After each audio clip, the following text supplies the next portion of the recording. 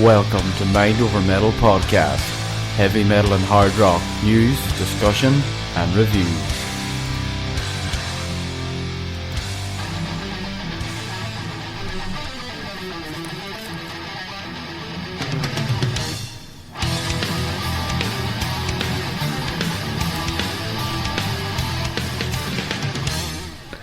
Alright, and welcome to episode 6 of Mind Over Metal Podcast, right here, mindovermetalpodcast.com. I am Mac, and I am back, and with me, as always, is... What's up, brother? This is DJ Metal Mike. What's happening, Greetings brother? and salutations, my fellow metalheads, headbangers, and metal maidens. I hope life is treating you all well. Life How you is doing, good, my friend? Life is fucking good. Good. You know, I gotta get out of the habit, because there's been times I noticed, like in the last episode, man, there were times where, and I wasn't doing it on purpose, but I would like comment on something you were saying, and it seemed like my mic was kind of cutting out, almost like it can't handle two voices at once. So what I gotta do is just keep Ian Wadley's voice in my head. I'm talking, and just and remember not to do that. I mean, I don't do it to be rude. I really don't. Yeah. It's just my timing sucks, I guess, is what I'm trying to say. No, so anyway, man. Once again, how are you, my friend? I'm good. Had a very eventful week since we were last talking, as you know. Became a father again for the third time, so that's pretty fucking cool. Came 2 weeks early, also. So I guess that what I said in the last episode kind of helped then, huh? Mike, I think you worked fucking miracles. You know, I told the kid, I'm like, look, man, do your dad a solid. This is his all-time favorite band. Mm-hmm. You know, poor guy's got Luck of the Irish, which is something you're going to know about too, kid. Yep. And, come on, man, give the guy a break. You know, he wants to see Guns N' Roses, because you never have you? No, not I've seen fake GNR. Right. Okay. So this is like as close as you're going to get to seeing the original lineup. Yeah. 3/5.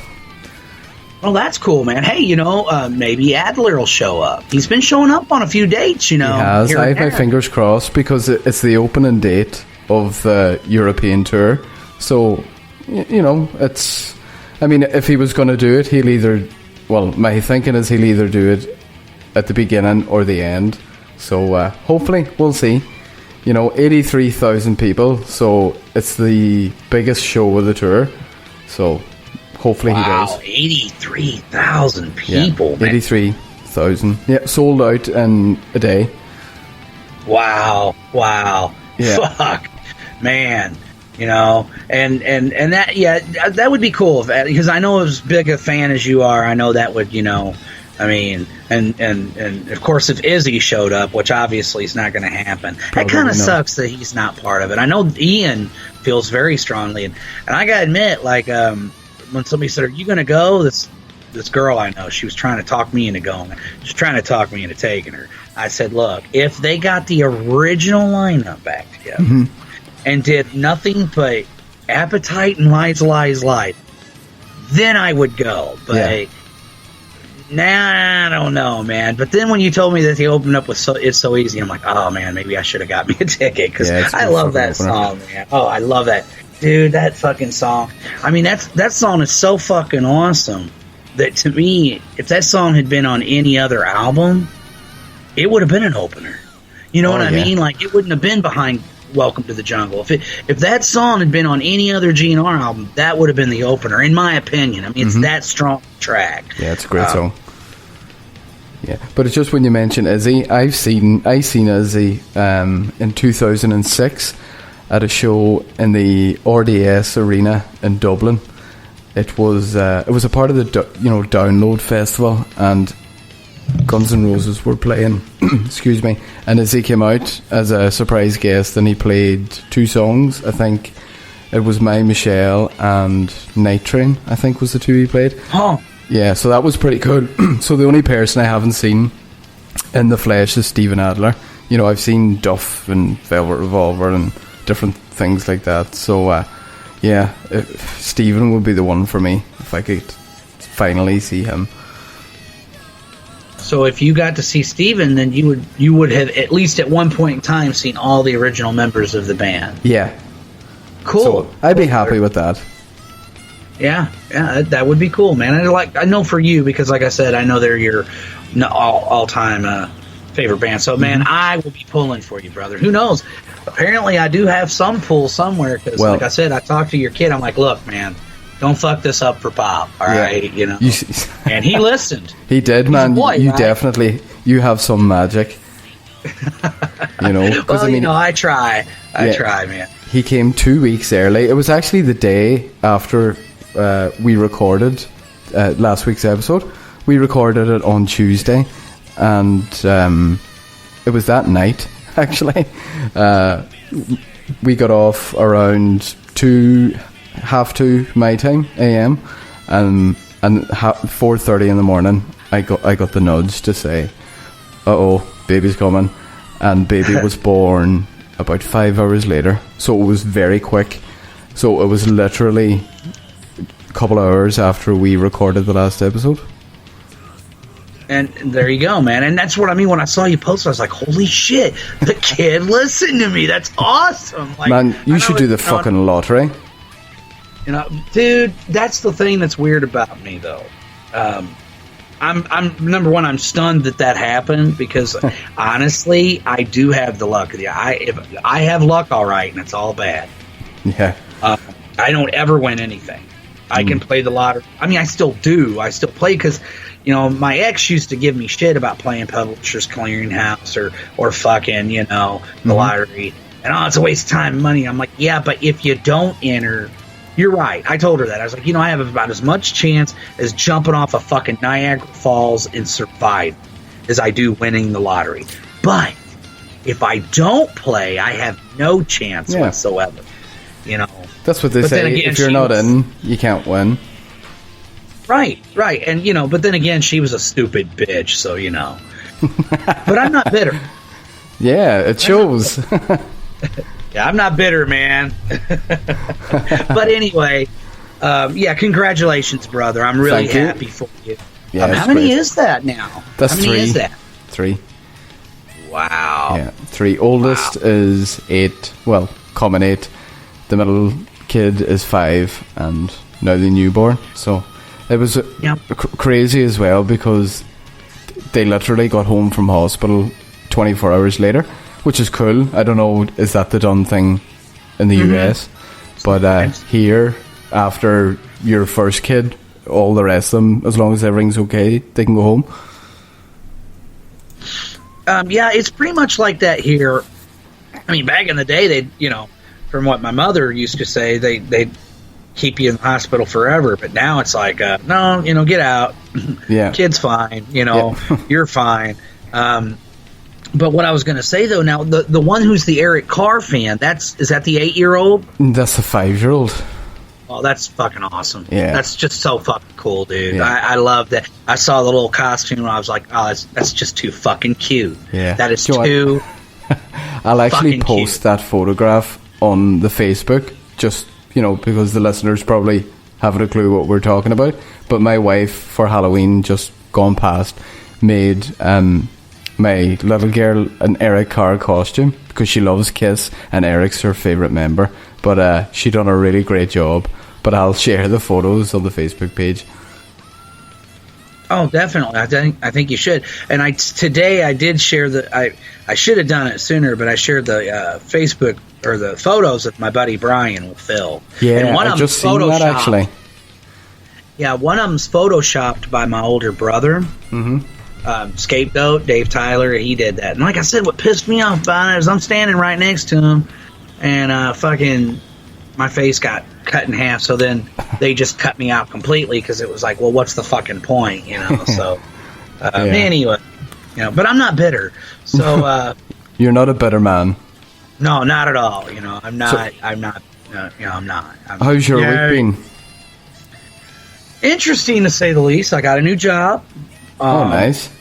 Yeah, well, you know, I told you about, well, the way my supervisor was handling me calling off while my mother was actively dying. Yeah.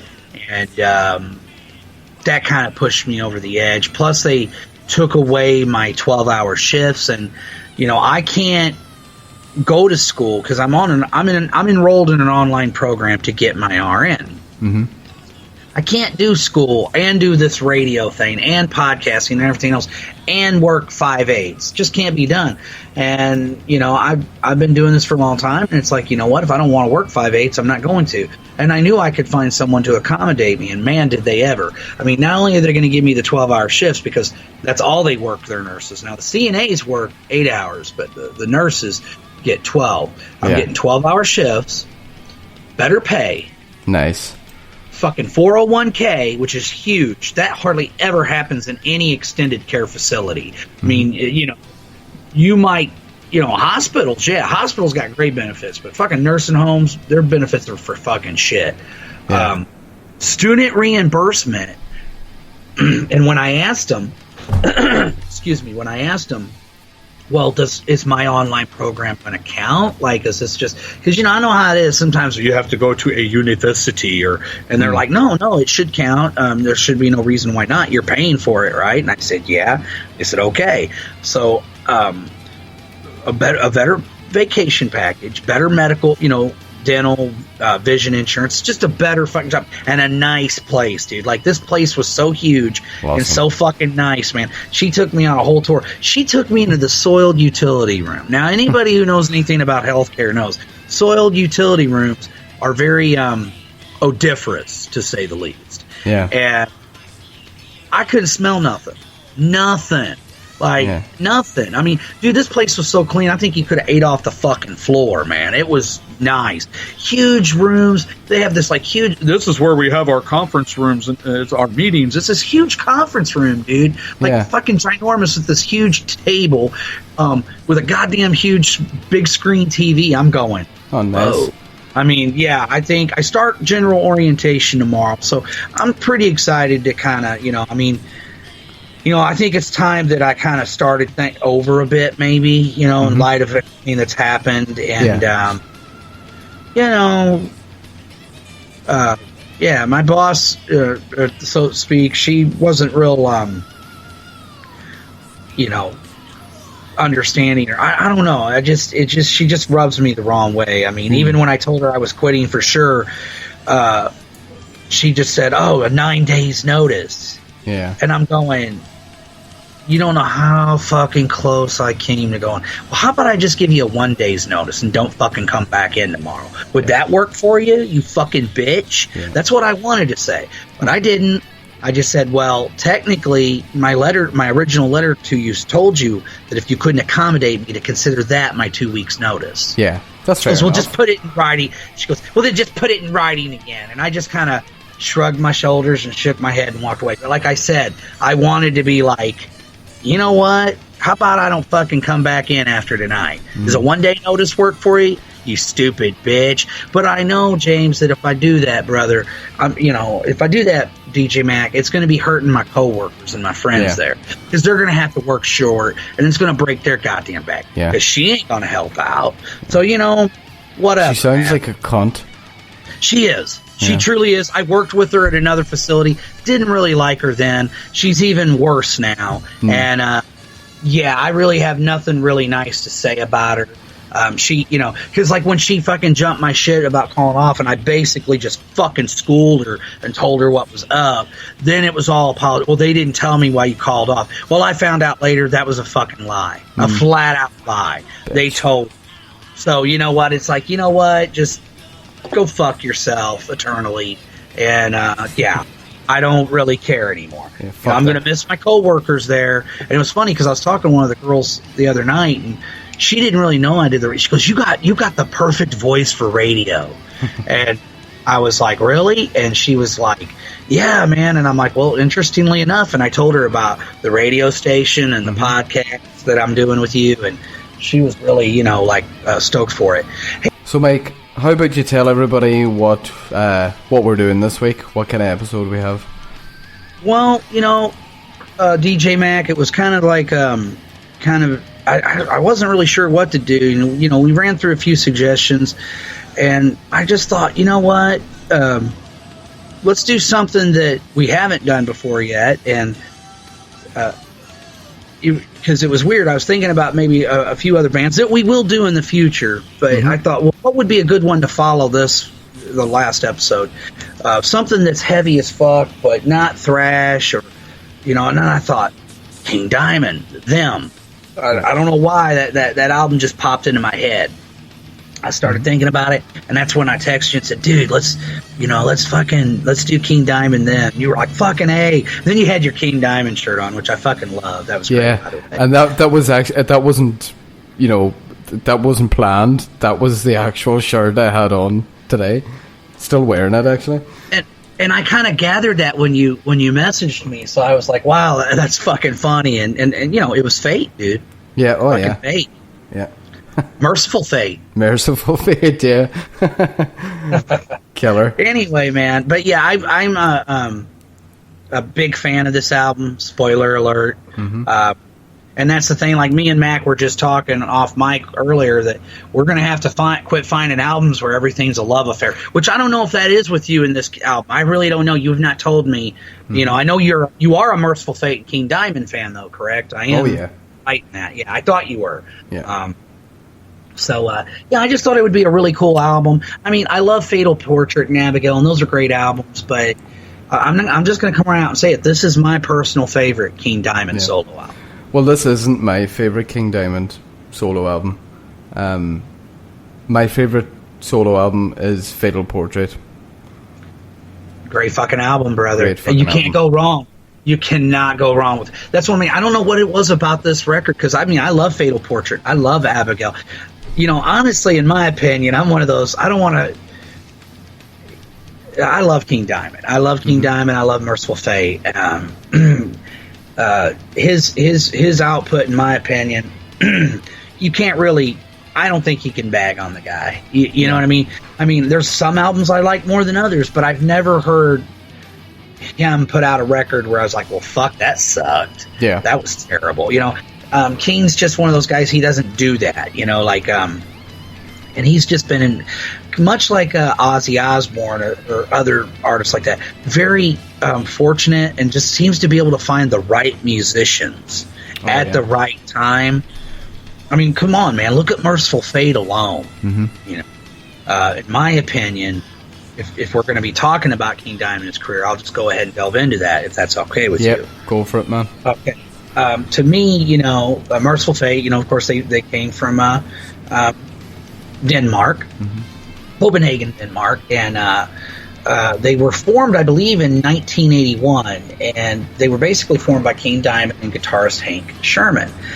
And what's really weird about them is, to me, I know Ralph Vieira, a.k.a. Dr. Fuck of the Rock and Metal Combat podcast and of that metal station, he, and lead vocalist of Thrash or Die, Combat, Ripjaw, and what's the other band? Psycho Wrath.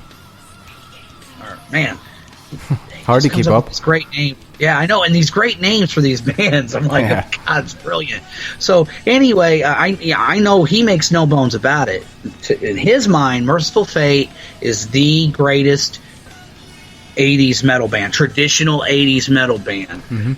You know, there's a compelling argument for that. I mean, I know a lot of Maiden fans are going to be like, whoa, whoa, whoa. And hey, look, I love Iron Maiden. They were great. I think those first 6 Maiden albums are masterpieces, but I think Merciful Fate in their own way were just as influential, maybe even more so. I would say more.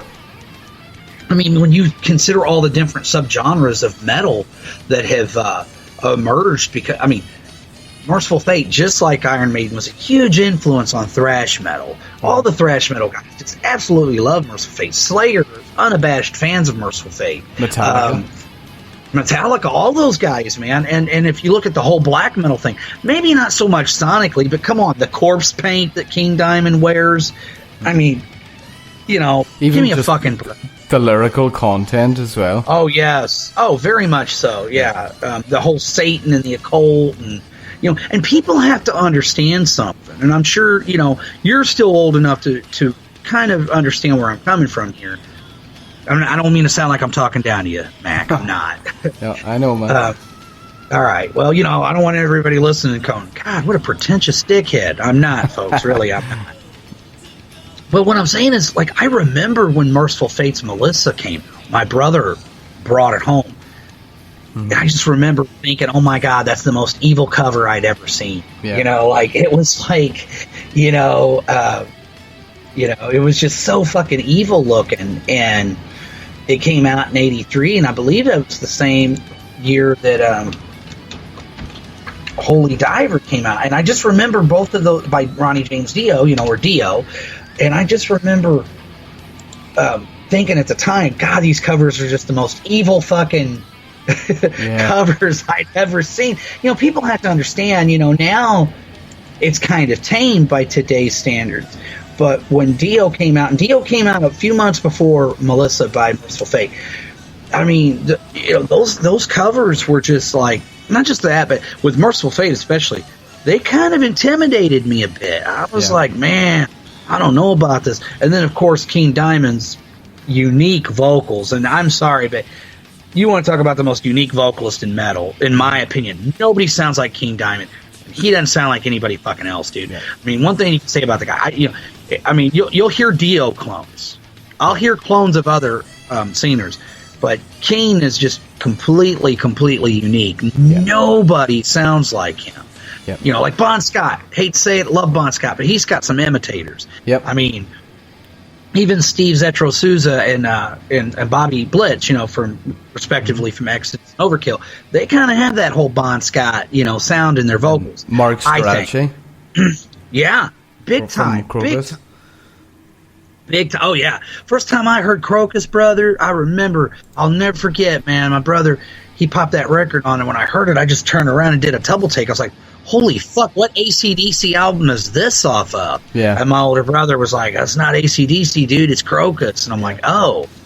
So, but with King Diamond, man, he was just so, I've never heard anybody sound like him. And I know some people can't stand it.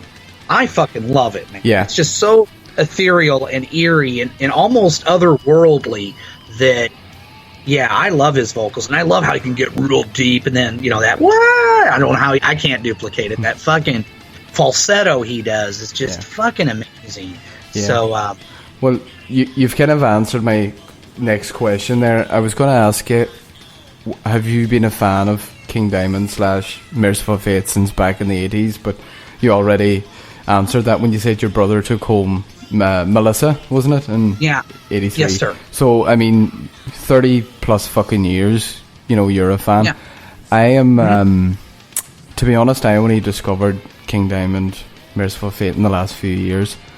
And I think it's just to do with where I am, where I live, where I was brought up. And King Diamond was just not a thing here. I knew plenty of metalheads that liked all sorts of bands, and King Diamond or Merciful Fate never came up. So I only really discovered it, in the last number of years myself. So I'm a latecomer coming, but holy shit, once I did discover it, it was, it changed my metal fucking world. I went out and I bought everything I could get my fucking hands on. I just had to have everything. But I remember inquiring about Merciful Fate. It was Merciful Fate. And a guy said to me, you'll either fucking love it or you'll hate it. He was like, I know loads of people that love the music and hate the fucking vocals. The vocals kill it for a lot of people. So he says he sounds like a fucking canary. So I was like, okay. Ordered, what was it? Don't Break the Oath. And, oh man, from the very first fucking note that he sings, I just fell in love. I just couldn't get enough. And I've been a fan since. But, I'm a latecomer. So it's just cool that you're actually a guy that's been there since 1983. That's pretty fucking good. Well, hey, I was lucky, but it, to me, brother, I'm going to say something right here to all the listeners listening. It's never too late to become a fan of a band.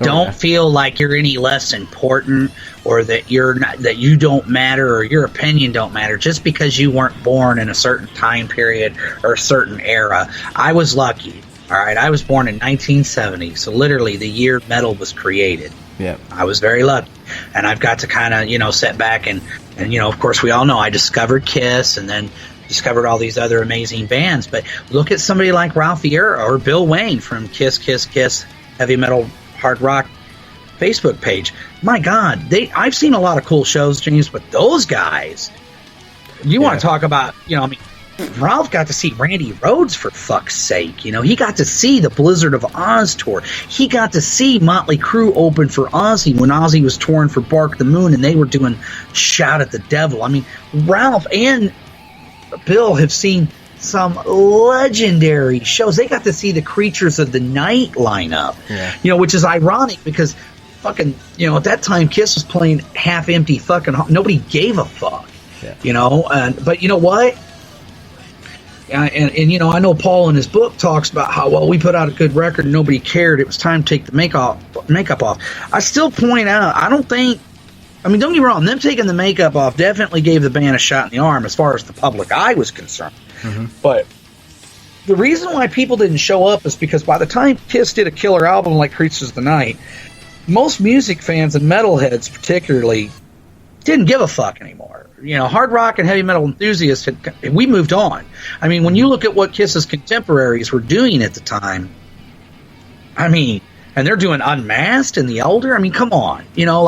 Why would we fucking give a fuck? But that's a whole other rant. I don't want to get stuck in the Kiss vortex, but my point that I'm trying to make is, like, with anybody, I don't really, because I remember one time some guy got on, I think it was Ralph Vieira's Almost Human 56 Facebook page, which is a Kiss Facebook page, and a guy who's a big follower of the Rock and Metal Combat podcast, Facebook friend of mine. I think you're Facebook friends with him too. Thomas Black, real nice guy, nice guy, very very funny guy too. And he posted some pictures of Sophie Simmons. Yeah, and this dude took offense to it, and like how dare you dishonor the daughter of the demon. It was almost like that was his attitude, well, I'm a father and blah blah blah. And I'm going, really, dude? You're gonna defend the honor of the daughter of a guy who stooped more fucking daughters than just about anybody we know of? Like, are you really gonna fucking go there, dude? Yeah. Like, really? And it's just a picture that Sophie put out for people to look at. If Sophie had a problem with somebody posting her picture on Facebook, I don't think she would have taken the picture, first of all. Yeah, exactly. And secondly, released it to fucking social media. You fucking dumb fuck. So anyway, and there was a bunch of us that kind of got on his case. I've been a Kiss fan since 19. I don't give a fuck if you were there for the very beginning. That doesn't make you any more important than me. Dickhead. I've been a Kiss fan since 1975 too. I was just too goddamn young to be able to go to a fucking concert. But that doesn't make me any more important than anybody else. And I hate, again, it's that whole mentality like, well, how dare you? Look, I wasn't arguing about your Kiss credentials, you stupid fuck. I was arguing with you because you're attacking Thomas for posting up a picture. And he got real personal with him. And I'm going, dude. And like I said, I'm here to defend there's some weird fucking fans out there. Like, if you feel like you got to defend the honor of Sophie Simmons, like the demon's this perfect deity, number one, you're a fucking weirdo. Yeah. I love bands and I love artists, but they're not gods. Yeah. They're flawed human beings like every fucking buddy else, man. And people need to just get a grip sometimes. I'm like, so I basically ripped him to shreds because it was like, dude, you're defending the honor of a guy who stooped God knows how many daughters. How do you think those fathers know that their daughter got violated by the demon? He probably has more fucking daughters that he doesn't even realize as well. Oh, yeah. Like Paul Stanley used to do that fucking joke. That kid had the biggest fucking tongue, St. Louis, that I ever saw. Oh yeah, but it's just fucking stupid though. I'm just like, So yeah, people get really weird about that, and like, yeah, I was lucky. I was lucky, you know. And Merciful Fate was one of those bands that I liked them at first, but like I said, I was kind of like, whoa, what the fuck is this? What is this new sound that I must take in? And I've been like that with a lot. Like I was that way with thrash metal. First time I heard Metallica and Slayer, I was like, what in the fuck is this, man? Yeah. It's a bit too much for me. My brother, he instantly loved Merciful Fate. I did become a fan, though. I mean, I want to, you know, stress that out. But yeah, they were kind of scary to me at first. They were a bit like, whoa, you know, like what is, like I said, the sound and the look and the whole dark imagery, and you know, that was kind of like taboo back then. Yeah. Like other people, like Dr. Fuck has mentioned before, like it's a big deal. You know, now people don't give a fuck, but back in the day, man, it was a big deal. And I didn't even know about Nuns Have No Fun, which was their EP that they put out. So my introduction was Melissa, but the album that really made me a fan, which I liked Melissa, don't get me wrong, it's a great album, but the Don't Break the Oath. Yeah. What an amazing record. What a great record. And the cover, everything about it just fucking rules. Yeah. That was my first Merciful Fate album and my favourite. Fucking love that album. My favourite, what's your favourite Merciful Fate song? And I'll ask you that first. Song? I would probably say, oh God, man, that's a good question. I always like to Come to the Sabbath a lot. The final track off Don't Break the Oath. As I said, really the whole album is just fucking amazing. Yeah. A Dangerous Meeting, the opening track. Killer. Fucking brilliant. Brilliant. But hell, Melissa's got some gems too, man. I mean, Jesus Christ. The opening, The Curse of the Pharaohs. Great fucking song. And I love Into the Coven. That's another one of my favorites. I don't know if I could really... I'm kind of like a little bitch like that sometimes, Mac. Sometimes it's very hard for me to pick just one favorite. Yeah. You know, because there's so many great songs. And I mean, when it came to Merciful Fate, I mean, especially the first two records, they were just... I mean, I remember being bummed out when we heard they broke up. And that, you know, like... basically, you know, when they split up, there were certain members of the band. Now, what's funny was when they split up, some of them joined Keen's solo band, but some of them did not. Like, I know that, if I remember right, when they broke up, it was guitarist Hank Sherman. He wanted to make the band more of a commercial sound, and he formed a band called Fate, which I didn't really care much for. I'm not a big fan of that. Where, you know, fucking King Diamond's like, fuck that, man. I'm going to keep fucking rocking. So he forms his own band, names the band after his name, still keeps Michael Denner and Timmy Hansen in the band, you know, and then they went on to do a Fatal Portrait, and the rest is history, obviously. And then eventually, Merciful Fate did get back together in the early 90s. So, 93. Yeah, which was really cool. And again, like I was saying earlier, when everybody keeps talking about how, it's such a horrible time for metal. Well, we got Merciful Fate back in the 90s, you know. And it was a great fucking record, too, wasn't it? Oh, yeah. Into the Shadows. I believe so. Yeah, it was a good fucking record. Yeah. Good record, man. Again, I don't think Merciful Fate's ever really put out a bad record. No, I don't look, you know. And of course, you know, and now, Sherman and Denner, they're doing their own thing too, you know, which is really fucking cool. Yeah. But I mean, from what I understand, Merciful Fate's on hiatus though. They're not broke up, and they still have a record contract. So I figure eventually they're going to get back together. But I do know Keen's got a new album coming out sometime this year. Yeah. From what I understand. Yeah. And, can't wait to hear that. I absolutely love King Diamond. Like I said, his voice is just ethereal. It's otherworldly almost. And, and like I said, I know some people either get it or you don't. Well, I fucking get it, and I dig it, and I love it.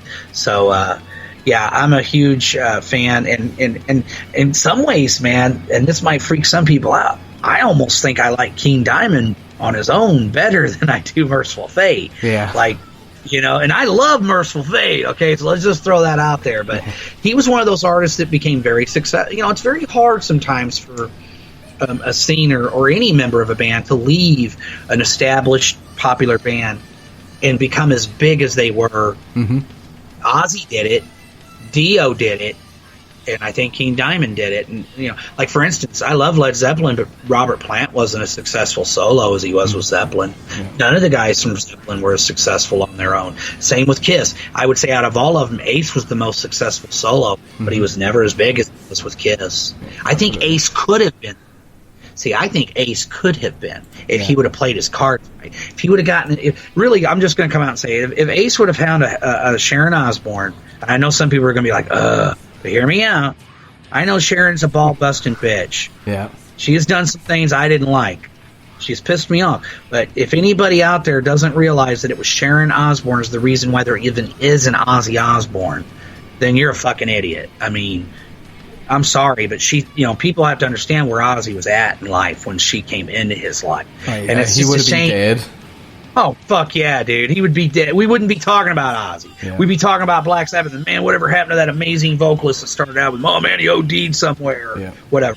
Yeah, and that's a fact. And I think with Ace, if Ace would have had somebody like that, a woman who could have, like he's got now, he's got that gal, Rachel. And if you ever notice, I mean, look at how he's doing, man. He's putting out records. He's kicking fucking ass, man. He's in good shape. He's sober. Yeah, and he's kicking Kiss's ass. Yeah. I think it's just a goddamn shame that it was now instead of the 80s when it really mattered, man. Mm-hmm. I mean, Ace put out some good records, but unfortunately, he just couldn't keep his shit together enough to, he didn't have that. Ozzy may have been a hot mess, but Ozzy was functioning. I think Ozzy was an addict, but Ozzy was more of a functioning addict.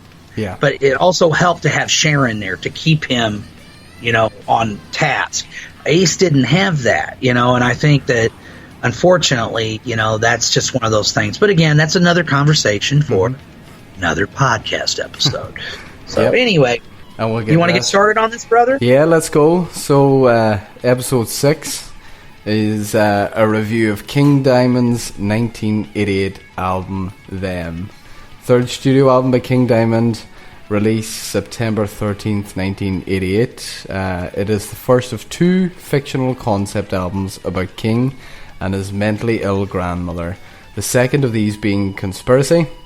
King falls into a harrowing descent into madness via his grandmother and the voices in the house of Amon, known to the listener only as Them. The album has gone on to sell 200,000 copies in North America alone. So we'll just talk about the concept of the album. Now, I just read a passage there that said it was the first of 2 fictional concept albums. But of course, Fatal Portrait is, I think there's 4 songs on that, of a concept. So, the foundations and the ideas were already there back in, when did that come out? 1984? Or, no, 86? So, Fatal Portrait was 86. Yeah, 86. So, there was 4 songs on there, a concept, so that obviously set the wheels in motion. And Them is the first. No, it's not the first. Yeah, no, Abigail. Abigail, yeah. Abigail came out, and it was like actually his first all-out concept record, which Abigail's a great album too. I love it. But yeah, that fictional. I don't think Abigail was based on a true story, was it? No, that's I don't fictional think so. too. So yeah, I don't quite understand why. But again, that's Wikipedia for you. See, Terrence would be losing his shit right now. Yeah, he'd be screaming right now. You're fucking wrong. Yeah, I mean, I love that guy. He actually got kicked off of fucking Wikipedia because he told them they kept fucking shit up. Yeah. That's awesome. Fucking that's legend. Huh? That's metal. That's fucking metal right there. I don't care what anybody says. Absolutely. But anyway, the concept. Go ahead. The concept. The album opens a young King and his mother and sister welcome King's grandmother home from the asylum. That night, King investigates strange voices and discovers his grandmother having a tea party, seemingly alone. Though with the teacups and kettles floating in the air, King is invited into the room to sit in his grandmother's chair. King is sent back to bed, but only after staring into his grandmother's eyes, whereupon she instructed him to forget what he saw. Now, even reading that out, trying to fucking, make sense of that in your head, I find tough anyway. But I remember the few times that I heard this album, trying to follow the story, I don't know, I just found it a struggle to try and, keep up with what's going on and try and piece everything together, make sense of it, and, come up with the story. I don't know, maybe I'm just a dumb fuck, but did you find any hassle with it, or did you just get it straight away? I kind of got an idea of what was going on, but it took a few listens for me. And when this album came out, keep in mind, I mean, I was 17 going on 18 years old. Yeah. And when I also, if I remember right, when I bought it, I don't remember there being lyrics. Maybe there was lyrics. So when I bought the record or the album back in the day, I remember there were lyrics, and I read the lyrics, so it kind of helped. If you read the lyrics, you can definitely follow the story more. Yeah. I mean, because whoever's in there in that attic, whether they're demons or ghosts or whatever, they're obviously, when they're drinking tea, it's blood. It's mom's blood. Yeah. Grandma has been communicating with these guys for quite some time. That's readily apparent. Mm-hmm. And they basically kind of seduce Kane into this whole world. Like, he's, at first he's all about it. Like, he is all fucking about it, man. He's like, fuck yeah, blood. Fucking, it's time for tea. Fucking yeah. Oh, mom's getting weak? Too bad, mom. Sorry about your bad luck, kind of thing. I mean, that was kind of his attitude, and then it wasn't until the invisible guest or invisible friends, whatever the fuck you want to call them, it wasn't until they killed his little sister, Missy. Yeah. Because there's one song where Missy tries to get him to call the police or call for help. Mm-hmm. And in fact, I think that's Mother's Getting Weaker is that track. And King cuts the wire to the phone, and she gets pissed off and tells him, I hate you, and then later she, is trying to save mom, and then Grandma's like, well, you've interfered long enough, and she's too young. We can't convert her, so she's got to go. And then Missy gets pissed off, and she basically knocks the teapot over. Yeah. Well, that just pisses the fucking invisible friends off big time, man. They basically take her to the kitchen, chop her up in a bunch of pieces, and throw her in a fucking chimney. Yeah. That's when Kane loses his shit, goes outside, and realizes that Grandma doesn't have as much, or that them, the creatures, whatever the fuck they are, don't have as much power outside as they do inside. And if I remember right, he passes out. Yep. Then he wakes up, and then Grandma's there. He tricks Grandma to come out. Like, hey, Grandma, I'm cool. I'm still down. I'm down with what's going on. Fuck yeah. Let's keep drinking tea. Yeah, I'm down with the demons. Right, I'm down with the demons and the stories of other worlds, and I'm all, like, I want to kill everyone. Satan is good. Satan is our pal. And then, but he takes Grandma's cane and just basically bashes her in the fucking head with it. Yeah. Bashes, kills her. And it's like, fuck you, bitch. I hate you. You killed my sister. And then, unfortunately, he gets in trouble. And if I remember right, it ends with him going to the asylum. Mm-hmm.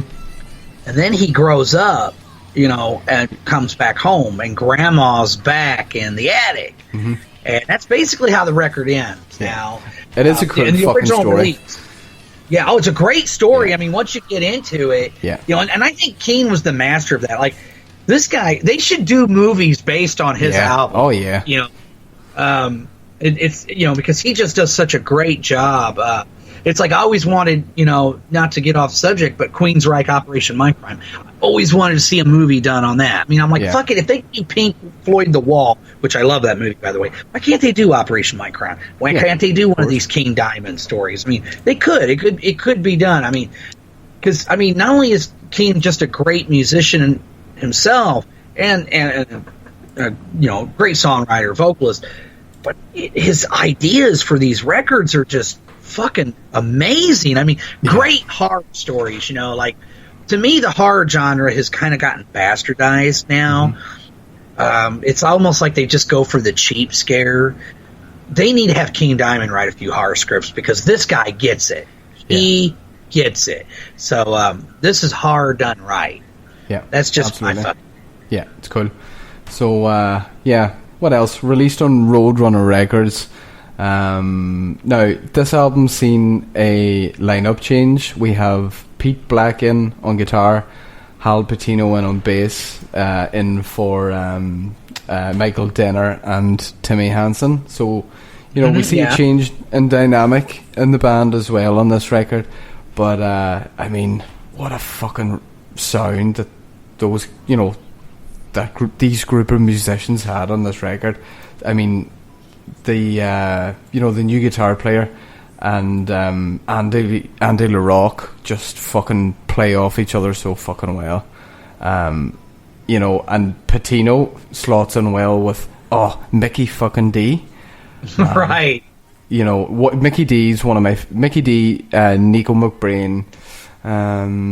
Oh man, so many pick from. Anyway, Mickey D and Nico are definitely there anyway, but Mickey is just a fucking animal on these early King Diamond records. Well, I think there's a reason Lemmy had him join Motorhead. Yeah, you know what I mean. Like, and Mickey D's amazing, and he was great with King Diamond, and like honestly, like you said, they lost Timmy and they lost Hank, but I don't really hear them missing a beat. You know what I mean? I mean, maybe that's one of the reasons why I love this album so much. Is, quite technically, when you hear the earlier King Diamond albums, I mean, you're hearing at least half of Merciful Fate. Yep. And then after that, but that's the thing about King. He's always been able to find great fucking musicians. Yep. I mean, just great, and it always seems to work. Yeah. Like, just a great album. Like I said, man, me, I love this record. And like you pointed out, the musicianship, the personality. You got King Diamond on vocals and keyboards, Andy LaRock on guitar. Need I say more? Him alone, he's fucking awesome. Amazing. Pete Black did a great job, man. Yep. Hal Patino, fucking solid as fuck, and Mickey D. I mean, come on, man. There, like I said, there's a reason why Lemmy had him join. I think Mickey D was the greatest drummer in Motorhead, besides, of course, the late great Filthy Phil Taylor. But man, just a solid lineup there. Awesome. Yeah, well, Joe, what, we'll get into it. What I'm going to try and do is, in case there's listeners out there who are like I used to be and was totally lost by the whole fucking concept, I'm going to try and break it down maybe track by track and just let you guys know where it's heading. But kicks off with Out From the Asylum. So Mike, why don't you take this one away? Well, basically, Out of the Asylum, very creepy fucking intro. You got that whole piano, and it's basically introducing you to at least the four main characters, the human characters, plus whoever the fuck is up in the attic. These voices that are, talking about, the old bitch, and just like the old bitch yourself, and why that silly wheelchair, and it's just creepy as fuck. And then of course you hear Mom saying, be good to Grandma Missy, and then answer the door, Keen, would you stop playing that thing? And then it goes right into track 2. But anyway, what did you think of the intro? I thought it was a really cool intro. Yeah, I like it. It's a cool intro. It sets the mood. Starts the crash of thunder, and then King tinkering around on that creepy fucking piano, and like King is the narrator, So, it's his special day. Grandma's coming home from, quote, vacation, even though she's been that's what they've been told, but she's been in a fucking nut asylum for God knows how long.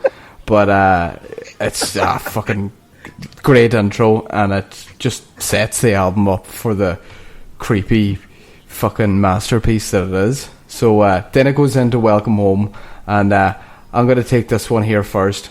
What I fucking love about this is the drum intro, because I always think at the end of Out from the Asylum, when the doorbell rings, or no, not when the doorbell rings, when Grandma's getting ready to come up, and then it just comes into the drums, Mickey D drums. To me, that always sounded like, the knock on the door. I don't know, probably not, but that's the way I always thought of it. But I just fucking Welcome Home, fan favourite, staple in the set list ever since 1988. The heavy as fuck, the riffs are amazing, the singing, has a mix of his signature shrieks and the low growls. But Andy LaRocque's fucking solo is just unbelievable. I mean, this is 5 out of 5 for me. This is just perfection. What do you think? Mac, I couldn't have said it any better than myself. I mean, seriously, dude, you pretty much just covered everything that I would have said about this track. Great musicianship. I love Keen's vocals. Creepy as fuck. Yeah. Let me help you out of the chair. That's awesome. Grandma, let me touch you. Let me feel. Just fucking creepy as fuck. I love the creepy falsettos and the, like you said, killer fucking riffs. Yeah. An amazing guitar work by Andy LaRocque and Pete Black. I mean, Pete fucking shines on this as well. Mm-hmm. And the drum intro by Mickey D. Fucking, yeah. That's what fucking right there. Just fucking killer. And you know what? There's a reason why in Welcome Home and The Invisible Guest were featured in Clerks 2. I don't know if you're a fan of the filmmaker Kevin Smith, but there's a part in the beginning of the movie where they're fucking rocking out, and it's to this song, man. Yeah. Jay and Silent Bob. It's so fucking funny. And it's also featured in the 2009 video game Brutal Legend. So, yeah, there's a reason why this fucking song is still in his set list, because it fucking rules. It's a great album opener, because I mean, Out from the Asylum, it's not really I know it's listed as a track, but it's not really that's more intro. Of an intro. That's this is the opening track, and it fucking kicks you right in the fucking balls. Fucking 5 out of 5 fucking devil horns, man. Fucking great. Awesome. It's great. Killer. Okay, what do we got? Do you want to take Invisible Guests? Again, track 3, Invisible Guest, killer badass guitar intro, galloping bass lines, just chugging at a fucking killer pace, and then it goes into some really brutal guitar soloing. Keen in this part of the song catches Grandma talking to the invisible guest. He sees cups rising in thin air and then emptied on the floor, and Grandma basically tells Keen to get his ass to bed. Like, hey, go to bed. You didn't see anything. You don't know nothing. And great track though. I love it. I love the Invisible Guest. Again, 2 out of 2 for me, man. I think this is a great fucking song. What do you think, Mac? Yeah, absolutely. Look, it's another fucking full house for me. Fucking love this song. The Mickey D's fucking feet. He must have feet that go a million miles an hour, and then bass drums. He's just fucking phenomenal. The Andy rips 2 fucking killer solos on this, and they follow the melody really nicely.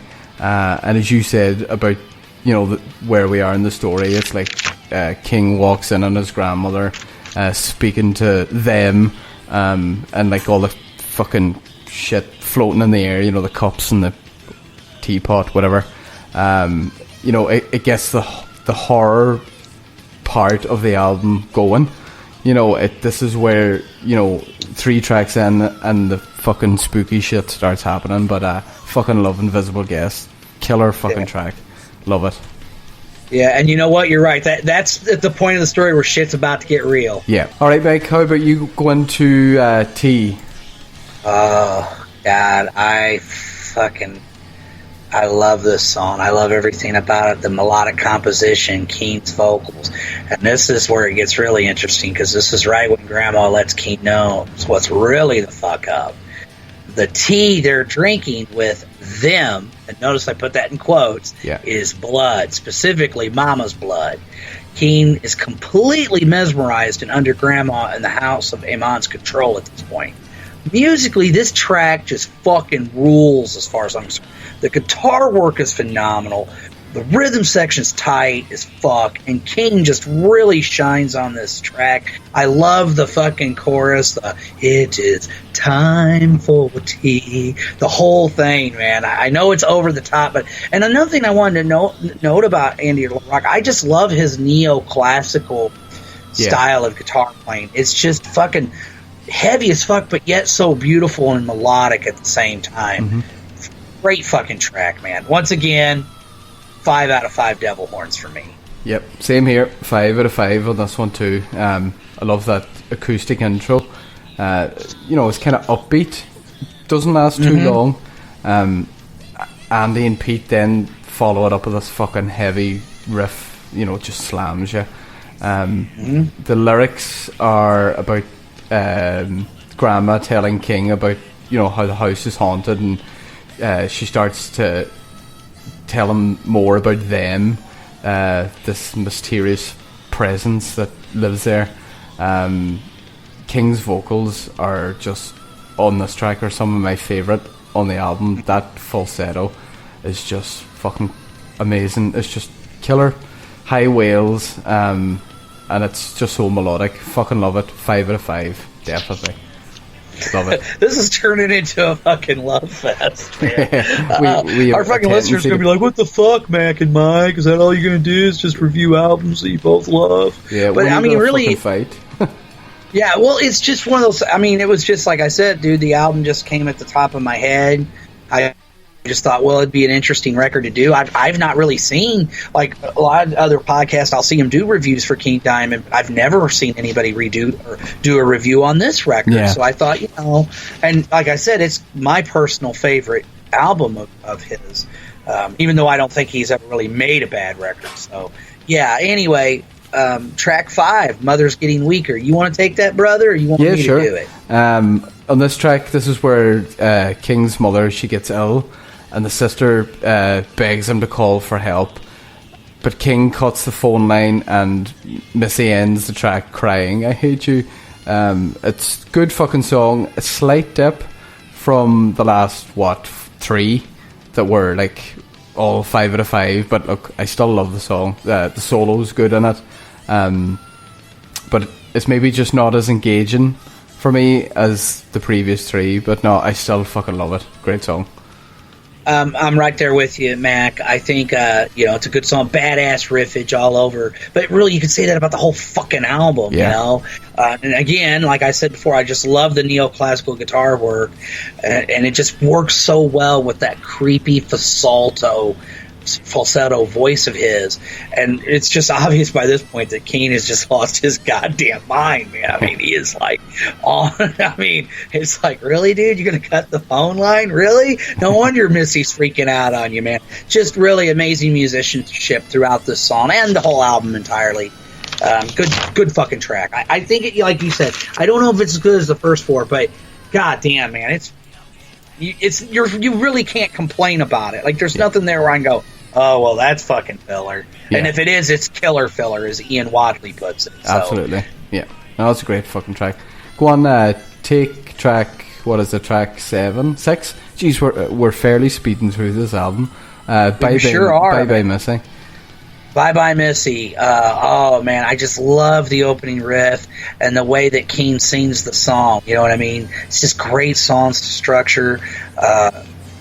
Missy basically busts up the fucking tea party, and the invisible friends take her out of the fucking picture. I mean, that's what happens in the song. It's not pretty, man. And but a great tune. Again, solid fucking track, man. I like it. What do you think, man? Yeah, Missy fucking gate crashes the teapot party, and she smashes the teapot in this one, and basically she fucking meets the concrete of the fireplace and she's dust. But it's a good fucking song. Love the solo in it. I think it's Andy that does that solo. Bye Bye Missy's a great fucking song.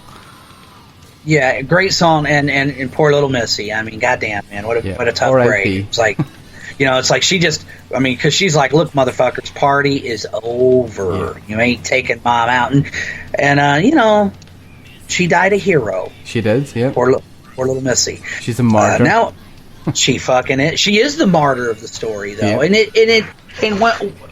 not to give anything away, but when you delve into the sequel to this, you realize just how at one point in time, obviously Keen and Missy were very close. Like, he loved his little sister. He loved her very much. And that becomes very blatantly obvious with this next track, A Broken Spell. You want to take this, brother, or you want me to do it? No, you go for it. Okay, Broken Spell. As far as musically, I just love the chugging riff and how Keen sings along with every note. You know what I mean? It's just so fucking cool. And this is the point where Keen wakes the fuck up. He realizes they don't have as much power outside as they have inside the house of Amon. And I just love how the song goes into an acoustical interlude when Keen wakes up after passing out. And then he just comes to realize that his sister's been killed. And he basically vows revenge on Grandma, like, I'm going to fucking kill this old bitch if it's the last thing I do, and I'm going to take these guys out. And I love it. Great track. Once again, I know it's turning into a love fest, but goddamn, man. Good stuff. Yeah, great fucking song. This is the point in the story where King realizes that once the teapot's broken, they have less power, and his whatever kind of spell that they put him under, he starts to fight it. The next thing in the song, you hear that he sees the smoke rising up from the chimney where Missy was, and I don't know, was that meant to be like metaphorically her spirit leaving the house or something? I'm not sure, but I love that part. I knew, I knew she would be waiting in the attic. I hate that bitch. It's fucking love Broken Spell. It's a good fucking song. Oh, definitely. And that's an interesting point with the whole, I don't know, I took it as in that was her remains burning, but maybe it was her essence leaving. Yeah. I never thought of it that way. Yeah, I think you could interpret it either way. Yeah. Because, they cut her up to pieces and then they put her in a fireplace. So, to me, it just stands to logic that they kind of cremated her is what they did. Oh, she's fucked. Yeah, totally, man. Poor little Missy. Yeah. Anyway, I dig it, man. Just a great track. And then we've got the accusation chair. You want to take this, brother? Yeah, the fucking standout riff at the start of the song. And King Diamond finds an interesting way to follow the guitar with the vocal melodies. In the story, King's grandma asks him to bring her outside, and then once outside, he grabs her cane and fucking just bludgeons her across the fucking head with it. Instead of going back into the house, he runs into the woods. It's fucking a 5 out of 5 track for me. The guitar work again from Andy or Black. I'm not sure who it is. I have a feeling it's Andy in this track doing the solo, but it's a great fucking song. The riffage is just amazing. Killer fucking track. What do you think? Oh, I love it. I fucking absolutely love it. And I think it's one of those things, like you said, I think honestly, and I'm not sure how much of lead guitar work Pete Black did, whether he was just more rhythm and LaRock, because I get the feeling LaRock did most of the solo work in this. I could be wrong, but I just get that feeling. It sounds like his style of playing. I just love this. Of course, just an awesome opening riff. Of course, this album is just fucking chock full of them. Mm-hmm. And of course, like you point out, this is the point of the album where basically Keen takes Grandma the fuck out. He's just like, and it's just a very creepy, fucked up song. I love the weird, almost like childlike interlude where he kills Grandma, and then he hears voices, and he says, "Stop it!" And it gets heavy as fuck, and then we get those amazing guitar solos. And I also love how Keen's voice goes all deep when he says, "Nowhere to hide, nowhere to," It's just, there's just that whole section is fucking badass, dude. I love this song. Yeah, great fucking song. Yep. Where are we now? Track 9, Them. Take that one. The title track, man. Title track, beautiful in my opinion, acoustical piece by Andy LaRocque. It's just very ethereal and haunting melody. Fucking amazing. I mean, for what it is and what to me, it serves a purpose. I mean, you could sit there and go, "Oh, well, it slows the album down, it's not heavy," but I just love it. I almost look at it as an intro to track 10, even though it is a separate track, but I like it. What do you think, Mac? Yeah, look, I can't say much more than that. Agree with you. Great track, nice little, interlude. It kind of lulls the listener into a false sense of serenity, before the next track. But yeah, it's cool. It's I give it 4 out of 5 for what it's worth. It's cool. I like it. So right on, man. Fuck, we're the last track of the album already. I know, dude. We're zipping through this motherfucker, dude. This might end up being a short episode unless you want to bullshit about other stuff afterwards, which I'm down. That's up to you. Yeah, hey, we'll wing it and see where it goes. All right, brother, cool. So yeah, we got Twilight Symphony. Again, another awesome, amazing track, and I just love how he does the whole Twilight, all demonic, and then he sings the symphony using his falsetto. You know what I mean? Like it's like Twilight and then Symphony, and I love how it's just a really cool song. Again, I can't really sing any more than I already have without repeating myself. Just a cool fucking track, man. Like, as far as I'm concerned, there is not a bad track on this record. Yeah. In my opinion, I think that's why it's my favorite album, even though I can't really say I like it. Well, obviously I like it better. I just said that it's my personal favorite. Yeah. But I can't say it's a better album than Abigail or Fatal Portrait. It's just, for whatever reason, this album spoke to me. I don't know why, man. It just did. It was like, I played the fuck out of this record when it came out, man. Yeah. So, a great track. What do you think, man? Yeah, look, another 5 out of 5 track on an album that really is chock fucking full of them. I love this fucking song. This is the part in the story where the police, arrive in the morning and they arrest King. He tries to explain himself to Dr. Landau, who, as we all know, appears heavily in the next album, or not the next album, the album after, Conspiracy. Or no, was it Conspiracy? Yes, it was next, and then it was The Eye, wasn't it? I do believe so. Yeah, I'm almost positive. Yeah.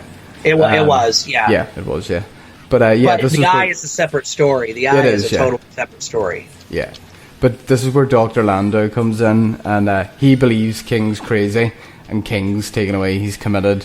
Dr. Landau won't tell King where his mother is, and basically the track, it really is a preview of what's coming. Conspiracy. Where the storyline is going to go. Musically, King and fucking Andy just dish out the fucking killer riffs and the amazing vocals. I fucking love Twilight Symphony. 5 out of 5 on a fucking album that's full of 5 out of 5s. Love it. Oh, totally. It's just, like I said, the whole album, man. I mean, I would give it a 5 out of 5 Devil Horns. Easily. I think it's... Again, it's a showcase of why King Diamond is as beloved as he is. Because, like I said, he's one of those guys that went solo that you could argue if he wasn't as big as he might even be bigger than Merciful Fate on his own. Yeah, he probably is. I mean, I know that might seem blasphemous to some, listeners or whatever, and I don't mean like, look, I love Merciful Fate. Let me. Fucking throw that out there. Yeah. It was amazing. But, I definitely think King Diamond, like I said, he's never really put out a bad album, bro. I mean, when you look through his entire discography, man, I've never been like, oh, well, that album sucked. Yeah. The only one I didn't really get was Voodoo. And I know a lot of people love that album, but that would be the only album out of his discography. I love fucking Conspiracy, The Eye, Spider's Lullaby, Graveyard. House of God was good. I love Abigail too. And what else did he have? The Puppet Master. Oh yeah. I mean, dude, like I said, you can go down the list, and I don't really think. Like I said, I like some better than others, but I don't even think. And I know some people, like you said, they absolutely love Voodoo. Like I think our Ian. DJ Wadzilla is a big fan of that record, if I remember right. I think so. So. Yeah, he's and I like it too. I don't know if I would. It might be. If I had to rank them, it'd probably be toward more of the bottom, but it's still a good solid record. I mean, I can't sit there and go, oh well, fuck, that was a sellout, or man, that was a piece of shit, or there's just certain artists or bands that I feel that way about, and like Overkill's another one. Never put out a bad record. Never. Isn't Voodoo? Doesn't Dimebag play on that, or is it Graveyard? Oh, it's one of those two albums. Oh, let me check, dude. I can find out for you real quick. And it's one of the title tracks, so it's either The Graveyard or it's Voodoo. I have a feeling it might be Voodoo, but Dimebag plays guitar on it.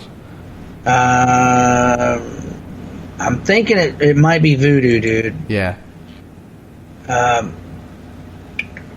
Yep, Dimebag Darrell, guitar solo on Voodoo. Yeah. You were right, man. Yeah. You nailed it. Yeah, I was thinking, I couldn't remember if it was Voodoo or The Graveyard. Yeah, it was Voodoo. So you called it, brother. Yeah, it was one. Yeah, so, dude, like I said, just an amazing record. King Diamond. I can't say enough great things about him. I definitely think, and here's the sad thing: I've never seen him live. I've never seen Merciful Fate live. Never seen King Diamond live. He came to St. Louis a few years ago, and unfortunately, I was involved with the thing that should not be, and I couldn't go because we didn't have the money because she was too busy sucking the life and the funds out of me. But again, I'm not bitter. But but one of these days, I really do hope. I'm hoping. I know he's touring in the States at least partially because I know Ralph's going to see him in Las Vegas, I believe. And I'm like, man, I would really love to see him stop at St. Louis, man, because I've never seen him. I'd love to see him live at least once, man. Yeah, and I want to see him. He's got a new album coming out, either this year or next year. So, I mean, there's a good chance if he's got a new record coming out, he's going to tour it. So, there might be a chance. I hope so, Mac. I really do, because, again, like a lot of these guys, he's not getting any younger, And he had a heart attack or something. Yeah, a number of years back. Yeah, but I will say this: he still brings it live. I mean, he's still an amazing vocalist. Like, he still has it. That's what I mean. I want to see him while he still has it. I don't want to. See him when he's past his prime. But I think King's also the kind of guy that if he can't do it anymore, I don't really see him doing that. Like, I could be wrong. Yeah. I could be wrong about that because, I mean, it's really easy for us to go, oh, well, they need to walk. Well, people need to realize something. All these artists, this is all they know. They don't know how to be anything else. They don't know how to do anything else. This is all they know. And to hear that roar of the crowd and the energy, and I get it. I totally get it, man. I understand. And I do, so it's like I try not to be too judgmental about it. At the same time, though, it is like in the case of Paul Stanley. It's just fucking painful, man. I'm just like, oh, come on, Star Child, you're killing me here, dude. Mm-hmm. Stop, dude. Just fucking stop, please stop. Yeah, and it's not because. Right, and it's not because I don't love Kiss or that, I mean, people have to understand. I mean, that's why I get mad at that mentality. Like, well, you have to love Kiss. There was that meme of only real fans support all Kiss. Well, no, fuck you. Just because, and I feel that way about any artist or band. I don't give a fuck who they are. You know, if they put out something I don't like, again, that doesn't mean I'm not a fan anymore. It's not like I just quit being a fan just because somebody puts out a record I don't like. That's fucking retarded. That's just stupid. That's like going, oh, okay, well, you know, I can't like you anymore because, you know, that's just stupid. It's just, and I've never been that way, you know. So it's like, just because I might be critical of a certain album or a certain direction a band takes doesn't mean I don't love the band. So, you know, but, you know, like I said, again, kind of like that weirdo that got weird on Thomas Black, man. They're out there where it's like, how dare you say anything negative about this band, and you're not a real fan, and they'll like attack you personally, and I'm like, whoa, dude, it's just an opinion. You know, I'm sure you feel the same way. You know, I mean, I'm sure you've had it happen to you where people just fucking flip the fuck out on you, and it's like, well, hey, hold on now. You know, it's just a fucking opinion. It doesn't. You know, I don't see why my disliking something affects you and your love for it. Yeah. Like, for instance, I think Guns N' Roses are somewhat overrated. You don't get pissy about it and go, well, fuck you, DJ Metal Mike. You suck because you don't think Guns N' Roses is the greatest band ever like I do. You don't feel that way. No, you know, you're just like, hey, not. bro, that's your opinion. And I think also you're smart enough also to see why I feel that way. Yeah, oh yeah. I can understand it 100%. I know, you know, Just like I understand your love, because they came in, and kind of like me and Kiss, they came in an important part of your life, you know, like a very integral, you know, and that was your kind of your gateway band. So absolutely, of course you're going to love them, you know. I mean, that's very it only makes sense. Time. Sure, you goddamn right, as Walter White would say. You know, I mean, you people have to realize that, you know. It's like, you know, just because. You know, and you've been critical of Guns N' Roses, and they're your favorite fucking band. So, you know, if Axl puts out something, you're going to be like, hey, Axl, it's just, sorry, brother, it didn't do it for me. Or I guess it'd probably be more like, it didn't fucking do it for me, Axl. You know, and that would be that. You know, you don't fucking dwell on it, and you don't, I don't know, man. Like I said, there's some weirdos out there, man. That just people take some of the shit too serious, and some people care too much about what other people think. You know, I don't know. I mean, like, I'll go off on rants and tangents because, yes, this music means a lot to me, but at the same time, you know, it's just me, you know, because I did have somebody say, well, why are you so angry? I'm not angry. I'm passionate. Mm-hmm. And there's a difference, you know. There's a difference between, but I think there is such a thing as being too passionate. Like I said, if there's people out there that want to love the Black Album or love Load, hey, that's your opinion. That's your, you know, that's your right. And I'm not saying that your opinion isn't valid, but like I said in the last podcast, when somebody criticizes me and says, well, your criticism's lame because it's something you don't like, because I called it a blatant sellout? No, I called it a blatant sellout because it is a blatant sellout. I mean, even I know people who do like the Black Album will at least concede that to me. Oh, yeah, Metal Mike, DJ Metal Mike, you're right. It is a fucking sellout, you know?